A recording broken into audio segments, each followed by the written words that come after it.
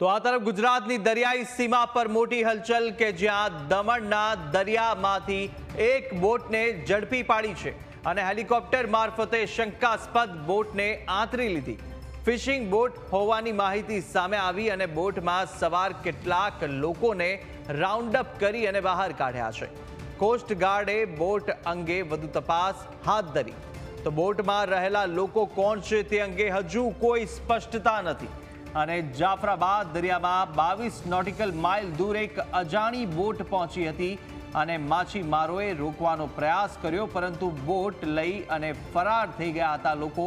જ્યાં માછીમારોએ અજાણી બોટને લઈને કોસ્ટ ગાર્ડને જાણ કરી હતી। ઘટનાની ગંભીરતા સમજીને કોસ્ટ ગાર્ડ હેલિકોપ્ટર સાથે દરિયામાં પહોંચ્યું હતું। આખરે દમણના દરિયામાં શંકાસ્પદ બોટને આંતરી લેવાઈ છે। તો આ શંકાસ્પદ બોટ કે જેને અત્યારે આંતરી લેવામાં આવી છે કોસ્ટગાર્ડ દ્વારા અને હવે તપાસ પણ કરવામાં આવી રહી છે। વધુ વિગતો મેળવીશું। સંવાદદાતા દશરથ ફોનલાઈન પર જોડાયા।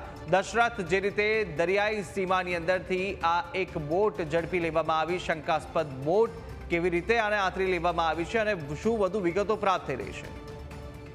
બિલકુલ, જાફરાબાદના દરિયામાંથી 22 નોટિકલ માઇલ દૂર એક અજાણી બોટ આજે બપોરે મળી આવી હતી અને જોવા મળી હતી। જ્યારે માછીમારોએ રોકવાનો પ્રયાસ પણ કર્યો હતો પણ અજાણી બોટ કોસ્ટગાર્ડને જાણ કરતા ભાગવાનો પ્રયાસ કરીને ઘટનાની ગંભીરતા સમજીને કોસ્ટગાર્ડ દ્વારા હેલિકોપ્ટર સાથે પહોંચ્યું હતું। ત્યારે વાત કરીએ તો દમણના મધ દરિયામાંથી બોટને આંતરી લીધી છે ને બોટ ફિશિંગ હોવાની માહિતી મળી છે ને હેલિકોપ્ટર મારફતે બોટને આંતરી લેવામાં આવી છે।